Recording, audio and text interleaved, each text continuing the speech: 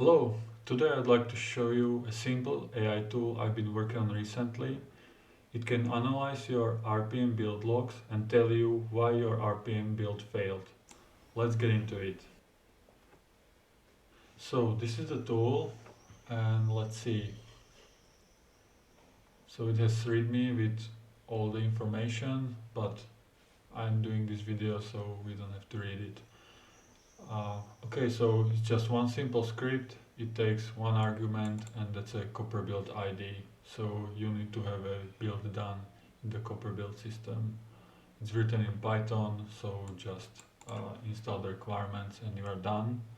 But the more important one is that it's using OpenAI GPT model to do the analysis. So you need to get there, register, create an API token, and get some budget, either prompt your credit card or hopefully you'll get something for free in the beginning. And here are some details, how much it costs.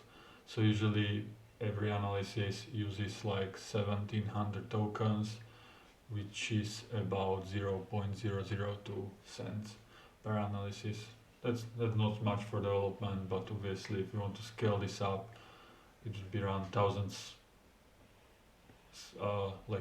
thousands runs. It would be very pricey. Okay, and also we have an example here, but we can do one live, right? Uh, so this all started with this issue we got from one of our community members in Packet, and he was like, his problem was that the logs are too long and it's unclear what the problem is, and that's exactly what we are trying to solve here right now. That the RPM build logs are confusing, long, and if you are not an expert, not working in this field for years, it's sometimes hard to tell. So let's give it a try. So what I usually do while working on this, I would go to Packy dashboard. There is a view of all the pipelines that are running right now, and I just pick some builds and go for it. So I picked this one. It's from compliance and code content. You can see it failed. Here is the Copr build. You can see that all failed. So the source RPM succeeded, but all truths failed. So the tool accepts the Copr build ID and it fetches the logs from the first failed truth. So here we will just take this and put it in our command line. So let's go there. Already, like if you want to follow, clone the repository, I already do it. Yeah, you can see it's old name, I renamed it. But here we are in the Git repo, I can show it. Node V, yeah, so that's the repository.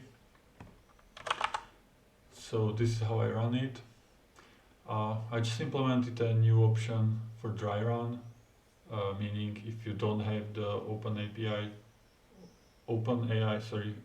token, you can just see what would have done, but let's do that afterwards. So here, first we get the logs. This is the tail of the logs. That's usually where the error is, right? And right now we are querying OpenAI and we are getting results from GPT 3.5. We still don't have access to GPT 4 yet. And I think they are rolling that out right now. Okay, and we have some answers from that. So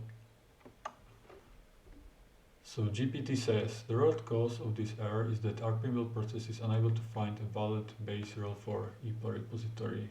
This could be a temporary issue. Okay, so to fix it, check the availability. Yeah, and even show us the link. Very nice. Okay, if it is accessible, we should reconfigure the base URL. Okay, we would need to change it in mockconfig, but it's a good suggestion. Again, it shows us paths where we should do it. Pretty nice. Yeah, if it persists, should disable the repo. Well, that's probably not a very good suggestion if we need it, but still an option. Okay, we are again disabling, and oh, skipped. Okay. Yeah, I would say it's pretty good suggestions. It explains the issue in detail. I would say this is pretty good for a new person in building RPMs.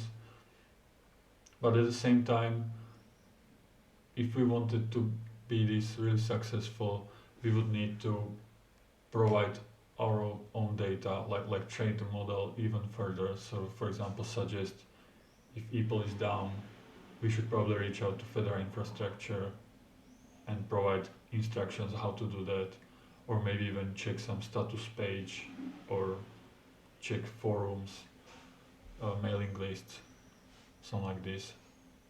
So overall, I would say pretty good for an untrained, like for a model that is not trained in this specific domain. But if we want to get it better, we will need to train it further. And you can go back to the error message. Okay, this is the output from the API directly, and here are the logs. So yeah, okay, yeah. So here starts our. Okay, the log starts here. And yeah, you can see here is the error. So this is the most important line from the logs. Okay, nice, it was interesting. And yeah, so I was about saying about the dry run. Yeah, so we can see what the dry run does. So yeah, it outputs the logs and doesn't do any OpenAI request. It just says, it just prints the prompt that we are using with OpenAI. So what you can do there is basically copy the prompt, go to ChatGPT, put the prompt there, and as you can see, last sentence is the log start here. So let's get back.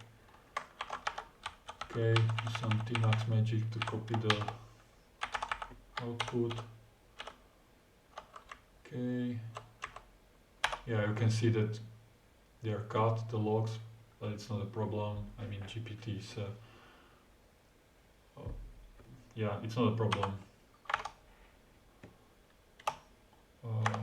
Okay, and we can do the same in ChatGPT directly.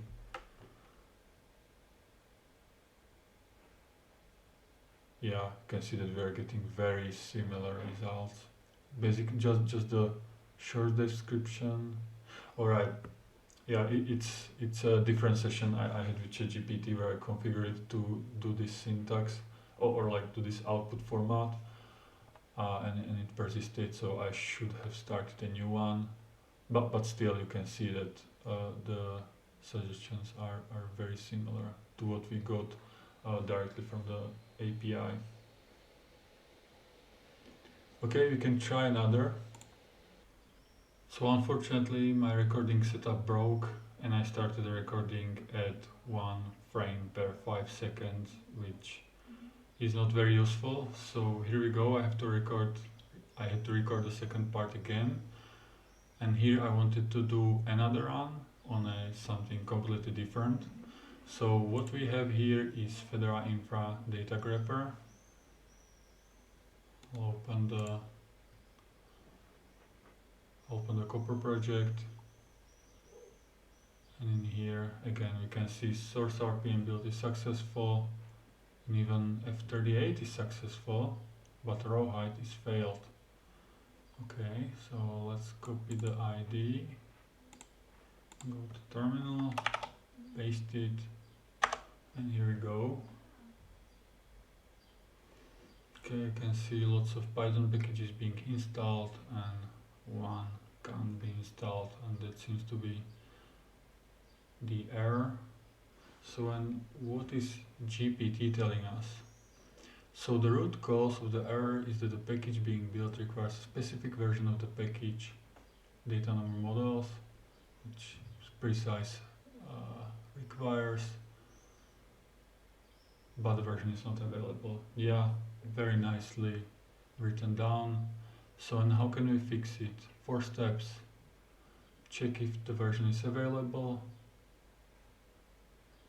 If it's not available, modify the package and relax version requirements. Okay, I mean that could work, but probably not the best solution, or will not work for many scenarios. Okay, and modifying package is not an option.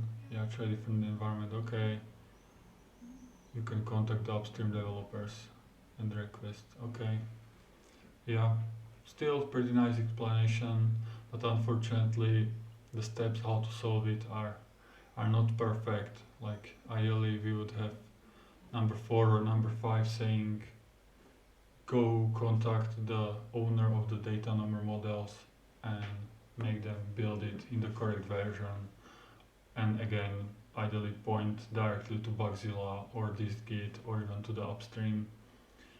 So we just need to enhance the number 4 to be more specific, especially in the context of Fedora Linux. And as I said earlier, this should be, I would say, something to focus on in the future, to have these outputs much more valuable. Okay, that was it. That was the demo. Thank you for watching. If you find the tool useful, please let me know. If you find it unuseful, also let me know. If it's worth spending time working on and improving it. Thank you and have a great day.